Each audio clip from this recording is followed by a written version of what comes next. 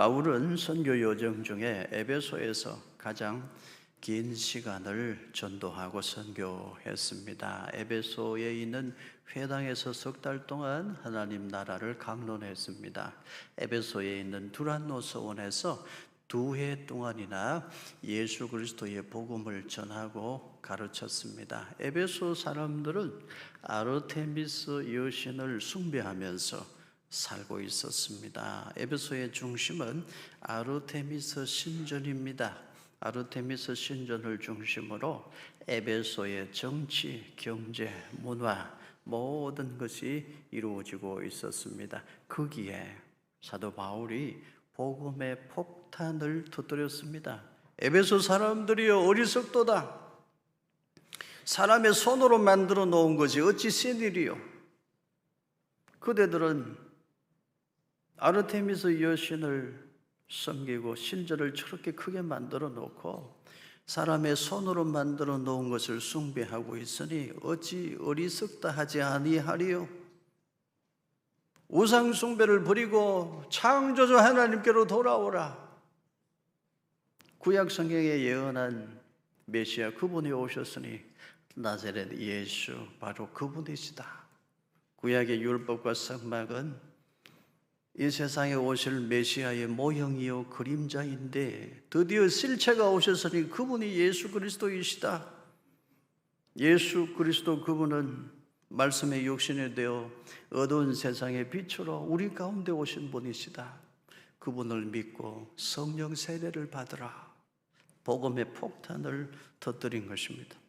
바울이 에베소에 목숨 걸고 복음 전할 때 성령님은 강하게 역사하셨습니다. 어떻게 역사하셨어요?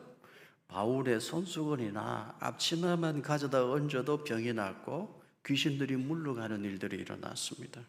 그리고 에베소의 그 많은 무당들, 그들이 자기의 생계와 관련된 마술책, 주술책들을 다 모아가지고 불질러 버리고 회개합니다. 에베소에 놀라운 부흥이 일어났어요.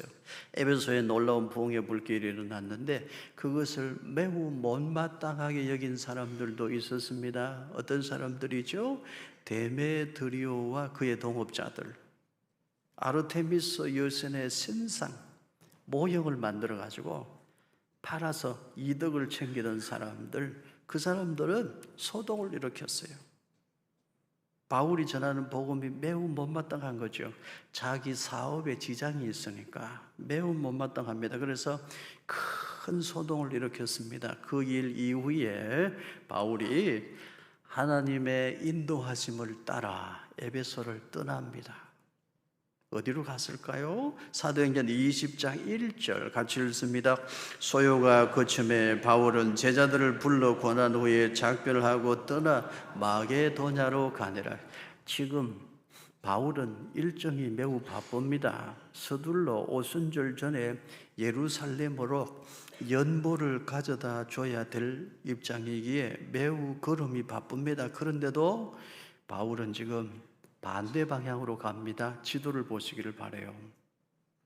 에베소에서 예루살렘으로 곧장 가지 않고 에베소에서 바울이 어디로 갑니까? 드로아, 사모드라게, 네아폴리, 빌립보, 데살로니가, 베레아, 그리고 아덴, 아가야 지방, 헬라 지역으로 갑니다. 왜 바울이 곧장 예루살렘으로 가지 않고 다시 마게도냐, 아가야, 다시 헬라 지역으로 바울이 갔을까요? 왜 그랬을까요, 여러분? 바울은 알고 있었습니다. 이제는 마지막이라는 사실을 알고 있었습니다. 이제 예루살렘으로 가면 결박과 환란이 기다리고 있음을 바울은 알고 있습니다. 잡혀서 감옥에 갇히고 죽음의 길로 가야 한다는 사실을 바울은 알고 있습니다. 그래서 바울은 자기가 복음 전하여 세워놓은 교회들을 마지막으로 보고 싶은 겁니다. 복음 전하여 세워놓은 성도들을 마지막으로 만나 인사하고 싶었던 거예요. 마지막 인사하려고 바울은 다시금 마게도냐, 아가야, 헬라 지역으로 다시 갔습니다. 이번 만남이 이 세상에서는 우리의 마지막 만남입니다. 우리가 다시 만날 때는 부활하신 예수님 앞에서, 하나님 앞에서 만날 것입니다. 우리 다시 만날 때까지, 그때까지 하나님의 말씀이 여러분을 지켜주시고 보호해 주시기를 원합니다. 그 마지막 인사하려고, 마지막 격려와 축복을 하려고 바울은 다시 마게도냐와 아가야 헬라 지역으로 다시 찾아갔습니다. 사도행전 20장 4절과 5절 같이 읽습니다. 아시아까지 함께 가는 자는 베레아 사람 부로의 아들 소바도와 데살로니가 사람 아리스타고와 세군도와 드베 사람 가이오와 및 디모데와 아시아 사람 두기고와 드로비모라, 그들은 먼저 가서 드로아에서 우리를 기다리더라. 지도를 보시기를 바라요. 바울이 에베소에서 마케도니아, 아가야, 헬라 지역에 가서 성도들과 마지막 작별 인사를 하고 다시 이제 드로아로 옵니다. 그때의 성경에 보면 바울과 함께 동행한 사람들의 이름을 낱낱이 기록해 놓고 있습니다. 어떤 사람들이죠? 베레아 사람 부로의 아들 소바드, 데살로니가 사람 아리스도하고 세군도, 드베 사람 가이오와 디모데, 아시아 사람 두기고와 드로비모, 그리고 늘 바울 곁을 지켜주었던 의사 누가가 함께 있었을 것입니다. 성경은 그들의 이름을 기억하고 있습니다. 순교자의 길로, 사명의 길로 나아가는 바울, 그냥 혼자 보낼 수가 없었어요. 그래서 같이 따라 나서 같이 동행해 준 것입니다. 그 사람들 참 귀한 사람들입니다. 성경은 그들의 이름을 기록하고 있습니다. 언제나 그렇습니다. 사람이 이 세상을 살면서 받을 수 있는 축복 중에 가장 큰 복은 분명히 믿음의 복입니다. 그 다음은 만남의 복입니다. 저는 늘 감사해요. 난 어릴 때 믿지 않는 집안에서 태어나서 곧 나는 좀 많이 당했지만 그래도 어렵고 힘들 때마다 늘 하나님이 만남의 복을 주셨어요. 귀한 분들을 만나서 믿음의 고비마다 시련마다 잘 넘어올 수 있었습니다. 저는 이 만남의 복이 얼마나 소중한지 늘 생각합니다. 왜냐하면 하나님은 사람을 통해 일하시기 때문입니다. 오늘 예배드리는 여러분에게 믿음의 복과 함께 만남의 축복도 가득하게 되기를 축원합니다.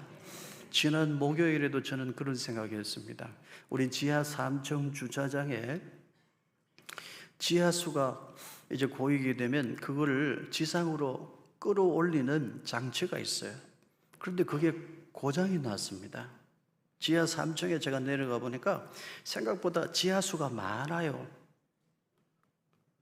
거기에 물 속에 펌프 2개가 들어가 있어서 물이 넘치면 그걸 위로 끌어올려야 되는데 그게 문제가 생긴 것 같아요.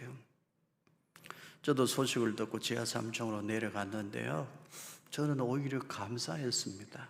왜냐하면 우리 장로님들, 은퇴 장로님들, 우리 안수 집사님들, 성도님들 원근 각처에서 다 모여가지고 그 물 퍼내고 바닥을 닦고 정리하고 있는 거예요. 머리를 맞대고 의논하는 것입니다. 이 문제가 어디에서부터 생겼나? 이걸 근본적으로 해결하는 방법이 무엇인가? 다 모여서 의논하고 같이 일을 하는데 아주 많이 오셨어요. 저는 우리 지하 3층에 지하수 퍼내는 기계가 고장이 났다는 사실은 전혀 제 마음에 문제가 되지 않았어요. 오히려 감사했습니다. 교회에 무슨 문제가 생길 때마다 열일 제쳐놓고 여기저기서 다 모여서 교회를 먼저 생각하는 우리 장로님들이 계셔요. 은퇴 장로님들이 계셔요. 우리 안수 집사님들이 계셔요. 저는 그게 더 저에게는 큰 이슈였고 그게 제 마음에는 더 큰 기쁨이었어요. 그래서 저는 한번 둘러보고 그냥 집으로 갔습니다. 왜냐하면 어차피 나는 있어봐야 도움이 안 되니까 여기 전문가들이 다 있으니까 하나님 앞에 감사하며 혼자 찬양했어요. 하나님 감사합니다. 저는 참 복이 많은 목사입니다. 그렇게 감사했어요. 여러분, 우리 믿음의 길에 내 곁에서 함께 동행해 주는 성도가 있다는 거, 이거 얼마나 큰 축복인지 몰라요. 여러분 곁에 있는 믿음의 동력자들 정말 축복하고 사랑하고 귀하게 여기고 아끼고 여러분 그렇게 살아가시기를 축원합니다. 사도행전 20장 9절입니다. 함께 읽습니다. 유두고라 하는 청년이 창에 걸터 앉아 있다가 깊이 졸더니 바울이 강론하기를 더 오래 하매 졸음을 이기지 못하여 삼층에서 떨어지거늘 이렇게 보니 죽었는지라. 여러분 지도를 다시 보시기를 바라요. 바울 일행이 저기 위쪽 드로아에 모여서 성찬식을 행하고 하나님의 말씀을 밤새 듣습니다. 이제 마지막이니까요. 그런데 저 드로아에서 유두고라는 청년이 창문에 걸터 앉아서 말씀을 듣다가 그만 떨어져서 죽는 사건이 생겼습니다. 교회가 큰 시험들 일이고 아주 교회가 어려움을 당할 수 있는 일이 일어난 거예요. 바울이 기도해서 다시 살아났습니다만 아주 큰일 날 뻔한 아찔한 사건이 발생한 것입니다. 어디에서요? 저기 드로아에서 그런 일이 생겼어요. 여러분 예배 시간에 졸지 않기를 바랍니다. 졸지 말란 말입니다. 토요일 저녁에 제발 일찍 주무시기를 바라요. 우리의 삶은 주일에 맞추어져 있어야 돼. 내일 예배 드려야지. 주일에 맞춰서 일찍 주무세요. 토요일은 밤이 좋아. 절대 그런 노래 부르는 사람 없기를 바라요. 주일 예배에 포커스를 맞추어 놓고 사세요. 여기서 질문입니다. 그러면 유두고라는 청년은 왜 하필이면 창에 걸터 앉아서 말씀을 듣다가 떨어져서 죽었나 하는 것입니다. 유두고라는 청년은 왜 창문에 걸터 앉아서 말씀을 들었을까요? 여러분 맞춰보세요. 1번, 유두고는 원래 예배 드리는 태도가 안 좋았다. 그래서 창문에 걸터 앉아서 말씀 듣다가 떨어져서 벌받아 죽은 거다. 2번, 유두고라는 청년은 말씀 듣는 태도가 영 틀려먹었다. 말씀 들을 마음이 처음부터 없었다. 그래서 창문에 비스듬히 걸터 앉아 있다가 졸다가 떨어져서 죽었으니 벌받아 죽은 거다. 3번, 유두고라는 청년은 참 성실한 청년인데 낮에 열심히 일하고 밤에 피곤한데도 말씀 들으려고 왔다가 사람들이 너무 많으니까 좋은 자리는 어른들한테 다 양보하고 자기는 앉을 데가 없어서 그래도 창틀에라도 기대어서 거기서라도 말씀 들으려고 해서 그 창에 걸터 앉아서 말씀 듣다가 이 착한 청년이 너무 피곤해서 그만 떨어져서 죽었는데 하나님이 유두고를 불쌍히 여겨서 살려주셨다. 요거 3번. 1번, 2번, 3번 중에 정답은 무엇일까요? 눈치는 빨라가지고 이분들이 1번이라고 생각하지 않았습니까? 평소에 그러지 않았나요? 여러분 우리 교회는 1번, 2번 유두고는 원래 예배드리는 태도가 안 좋았다. 말씀 듣는 태도가 안 좋았다. 그래서 창에 걸터 앉아서 말씀 듣다가 떨어져서 벌받아 죽은 거다. 우리 교회는 그런 식으로 해석하는 교회 아니기를 바랍니다. 여러분 그렇게 해석하지 않기를 바라요. 유두고는 참 성실한 청년이었는데 낮에 열심히 일하고 밤에 피곤했지만 말씀 들으려고 왔다. 그때 사람들이 너무 많아서 좋은 자리 다 양보하고 자기는 창틀에라도 기대어서 거기서라도 말씀 들으려고 했던 참 귀한 청년이었다. 우리는 그렇게 해석할 수 있기를 바랍니다. 정답은 몰라요. 그렇지만 우리는 그렇게 해석하는 성도, 그렇게 해석하는 교회 될 수 있기를 축복합니다. 좋은 사람은 해석이 좋은 사람이에요. 좋은 사람은 해석을 좋게 합니다. 착한 사람은 해석이 착한 사람입니다. 착한 사람은 해석을 착하게 해요. 멋진 사람은 해석이 멋진 사람입니다. 멋진 사람은 언제나 해석을 멋지게 할 줄 알아요. 꼬인 사람은 어떻게 해석할까요? 매사를 꼬인 해석을 합니다. 어두운 사람은 어두운 해석을 하는 거예요. 못된 사람은 못된 해석만 합니다. 우리는 좋은 해석을 할 줄 알고 멋진 해석을 할 줄 아는 하나님의 사람들 되기를 축복합니다. 사도행전 20장 13절부터 15절까지 함께 읽습니다. 우리는 앞서 배를 타고 앗소에서 바울을 태우려고 그리로 가니 이는 바울이 걸어서 가고자 하여 그렇게 정하여 준 것이라. 바울이 앗소에서 우리를 만나니 우리가 배에 태우고 미둘레네로 가서 거기서 떠나 이튿날 기호 앞에 오고 그 이튿날 사모에 들르고 또 그 다음날 밀레도에 이르니라. 여러분 지도를 보십시오. 이제 바울 일행은 드로아에서 밀레도로 옵니다. 그런데 그 중요한 에베소는 그냥 지나쳐서 와요. 갈 길이 바쁘기 때문이죠. 그런데 바울은 드로아에서 저 밀레도로 오기 전에 매우 특별한 시간을 가집니다.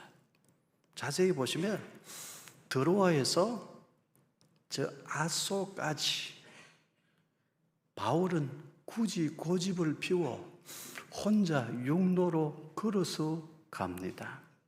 다른 일행은 배 타고 먼저 앗소로 가서 기다리게 해요.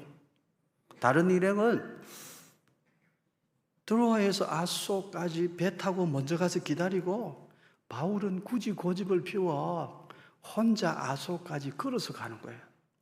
당신은 약 62km 정도의 거리를 바울이 걸었을 것으로 추정합니다.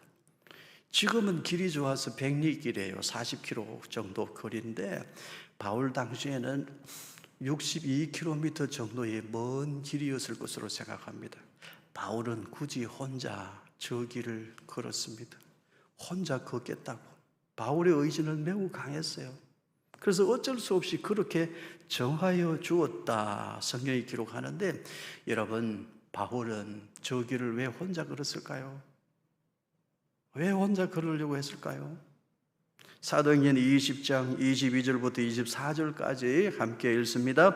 보라, 이제 나는 성령에 매여 예루살렘으로 가는데 거기서 무슨 일을 당할는지 알지 못하노라. 오직 성령이 각성해서 내게 증언하여 결박과 환난이 나를 기다린다 할지나 내가 달려갈 길과 주 예수께 받은 사명 곧 하나님의 은혜의 복음을 증언하는 일을 마치려 하면은 나의 생명조차 조금 더 귀한 것으로 여기지 아니하노라. 바울은 드로아에서 앗소까지 혼자 걸었습니다. 사도행전을 읽다 보면 눈물이 쏟아지는 부분이 있는데 이 말씀도 그러합니다. 바울은 알고 있습니다. 이제 예루살렘으로 가면 환난과 결박이 기다리고 있다는 것을 알아요. 죽음이 기다리고 있다는 걸 알고 있습니다. 그래서 바울은 하나님과 깊은 교제를 원했던 것입니다.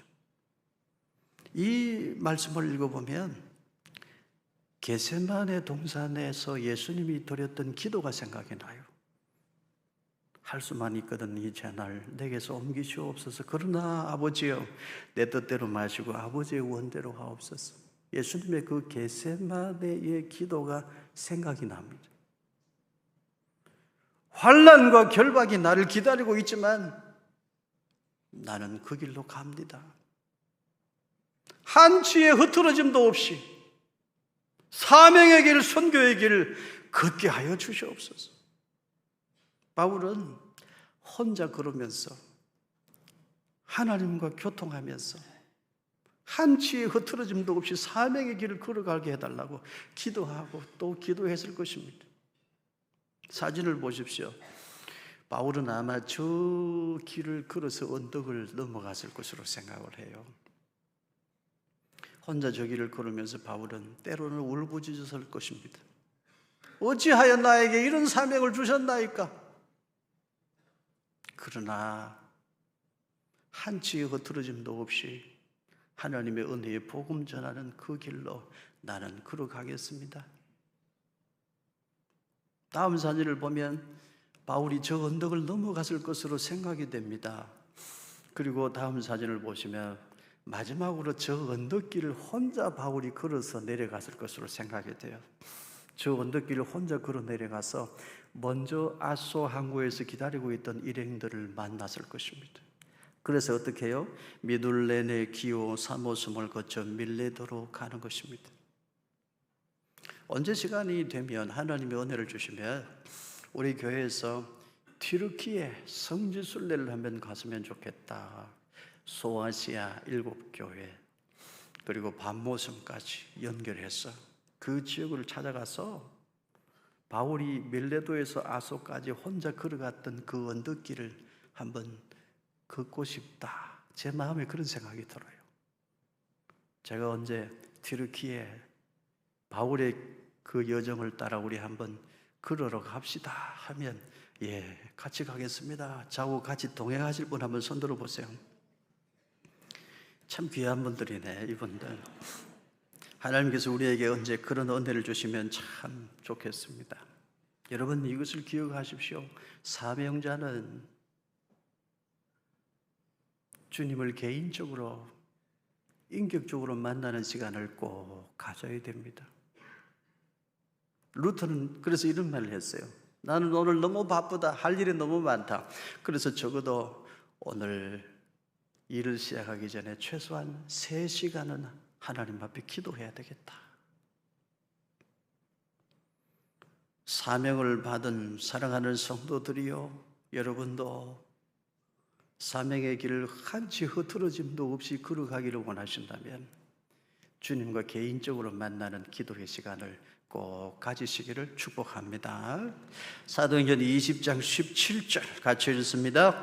바울이 밀레도에서 사람을 에베소로 보내어 교회 장로들을 청하니, 지도를 다시 보세요. 밀레도에 이제 바울 일행이 도착했는데 에베소로 사람을 보냅니다. 에베소 교회 장로들을 초청합니다. 그리고 바울이 고별 설교를 합니다. 지금 이 만남이 이 세상에서 우리의 마지막 만남입니다. 우리가 다시 만날 때는 예수 그리스도 앞에서 하나님의 나라에서 만나게 될 것입니다. 우리 다시 만날 때까지, 그때까지 하나님의 말씀이 여러분을 든든히 믿음의 반석 위에 세워주시기를 원합니다. 우리 다시 만날 때까지, 그때까지 하나님의 은혜와 평강이 여러분과 함께 하시기를 축복합니다. 바울이 고별 설교를 해요. 사도행전 20장 25절 우리 같이 읽습니다. 보라, 내가 여러분 중에 왕래하며 하나님의 나라를 전파하여서는 이제는 여러분이 다 내 얼굴을 다시 보지 못할 줄 아노라. 20장 32절도 같이 읽습니다. 지금 내가 여러분을 주와 및 그 은혜의 말씀에 부탁하노니 그 말씀이 여러분을 능히 든든히 세우사 거룩하게 하심을 입은 모든 자 가운데 기업이 있게 하시리라. 우리 다시 만날 때, 주님 앞에 만날 때, 그때까지 하나님의 은혜와 평강이 여러분을 지켜주시기를 원합니다. 그 고별 설교를 하고 바울이 무릎을 탁 꿇어요. 그리고 기도하는데 거기 둘러선 사람들이 다 함께 눈물을 흘립니다. 그 말씀이 사도행전 20장 36절부터 38절까지 말씀입니다. 함께 읽습니다. 이 말을 한 후 무릎을 꿇고 그 모든 사람들과 함께 기도하니 다 크게 울며 바울의 목을 안고 입을 맞추고 다시 그 얼굴을 보지 못하리라 한 말로 말미암아 더욱 근심하고 배에까지 그를 전송하니라. 고별 설교를 마치고 바울이 무릎을 꿇을 때 다 무릎을 꿇어 같이 기도해요. 울면서 바울의 목을 끌어안고 바울에게 입을 맞추고 그렇게 이제 눈물을 흘리며 전송하는 것입니다. 사도행전 20장 19절 함께 읽습니다.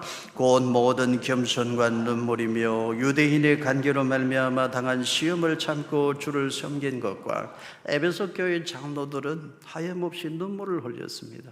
바울이 전하여 준 복음, 예수 그리스도의 은혜를 알기에 눈물이 흐르고 하나님의 사랑을 알기에 눈물이 흐릅니다. 한 가지 더 있습니다. 바울의 겸손과 눈물과 인내와 섬김을 알기에 에베소 교회 장로들의 눈에는 하염없이 눈물이 흘러내렸습니다. 바울 자신이 고별 설교를 통해 친히 고백했던 것처럼 바울은 겸손과 눈물과 인내와 섬김으로 맡은 사명을 감당했습니다. 사랑하는 성도 여러분, 하나님 나라의 일꾼된 자들은 모두 다 바울이 말하고 있는 이 섬김의 원칙을 잘 지켜야 돼요. 하나님 나라 일꾼은 첫째, 겸손해야 됩니다. 이건 하나님 나라 일꾼이 갖추어야 될 첫 번째 덕목입니다. 교만한 사람은 어떤 경우에도 하나님 나라 일꾼으로 합당하지 않습니다. 하나님 나라 일꾼은 둘째, 눈물이 있어야 합니다. 눈물은 열정입니다. 하나님을 향한 사랑입니다. 메마른 눈으로는 하나님의 비전을 볼 수가 없습니다. 하나님 나라 일꾼은 셋째, 인내가 있어야 됩니다. 인내가 있어야 열매를 보게 돼요. 좀 힘들다가 중간에 그만두는 사람, 하나님이 예비해 놓은 열매를 거둘 수도 없고 맛볼 수도 없고 누릴 수도 없는 거예요. 하나님의 일꾼 된 자, 반드시 섬김의 삶을 살아야 됩니다. 섬김은 제자도의 핵심입니다. 예수님은 섬김을 받으려고 오신 분이 아니고 섬기려고 오신 분이기 때문에 그렇습니다. 사랑하는 성도 여러분, 오늘 저에게, 여러분에게 겸손과 눈물과 인내와 섬김이 가득하게 되기를 주님 이름으로 축원합니다. 우리 언제나도 교만하지 말고 더 겸손히 주님을 섬기고 교회를 섬기고 이웃을 섬길 수 있기를 바랍니다. 우리 언제나도 우리 눈에서 눈물이 흐르도록 가슴이 아프고 힘들어도 인내하면서 끝까지 주님 섬기고 교회를 섬기고 이웃을 섬기는 그 삶을 오늘 우리도 살아갈 수 있게 되기를 예수님 이름으로 축원합니다. 살다 보면 사라집니다. 살다 보면 다 살게 돼요. 그런데 여러분, 누구에게나 마지막은 있습니다. 누구에게나 마지막 순간은 있고 마지막 만남의 순간은 찾아옵니다. 살다 보면 사라지지만 누구에게나 마지막 순간은 다 찾아와요. 오늘 이 만남이 이제 이 세상에서는 마지막 만남이다. 우리 다시 만날 때는 부활하신 주님 앞에서 하나님의 나라에서 만나게 될 겁니다. 그 순간 누구에게나 찾아온단 말이에요. 그런데 그때 내 곁에 있는 사람들과 마지막 만남을 가지고 작별의 인사를 나누고 이제 눈을 감고 헤어질 때 나와 헤어지는 사람들이 나를 두고서 하는 말이 저 인간 참 고약한 인간이었어. 그러면 되겠습니까? 참 거만하고 교만하고 자기밖에 모르는 사람, 늘 가르치려고만 했던 사람이야. 그런 말을 들으면 되겠습니까?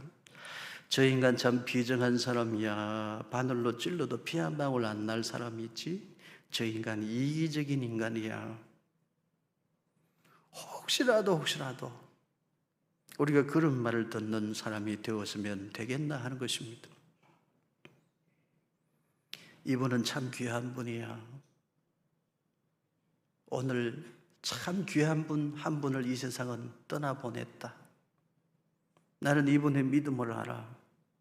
이분이 얼마나 주님을 사랑하고 교회를 사랑하고 형제와 자매를 사랑하여 섬기고 충성봉사하여 지냈는지 내가 알아. 내가 이런 분과 함께 지금껏 살아왔다는 것이 나에게 큰 축복이야.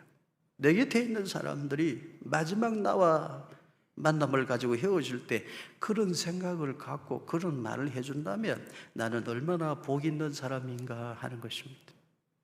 사랑하는 성도 여러분, 우리 남은 인생을 어떻게 살아야 할까요? 누가 얼마나 주님을 사랑하는지 주님이 가장 잘 아십니다. 그런데 사람들도 조금은 압니다. 사람들도 조금은 알아요. 바울은 에베소에서 3년 동안 겸손과 눈물과 인내와 섬김으로 복음을 전하고 에베소에 하나님의 나라를 세웠습니다. 에베소 교회 장로들이 그걸 알아요. 그래서 에베소 교회 장로들의 눈에 하염없이 눈물이 흐르는 것입니다. 그렇게 에베소에 교회가 세워지고 하나님의 나라가 건설되고 바울은 에베소와 소아시아 지역의 복음의 통로로 축복의 통로로 쓰임을 받았습니다. 오늘 우리의 남은 인생도 그렇게 복음의 통로, 축복의 통로가 되어지는 은총이 있기를 주님 이름으로 축원합니다.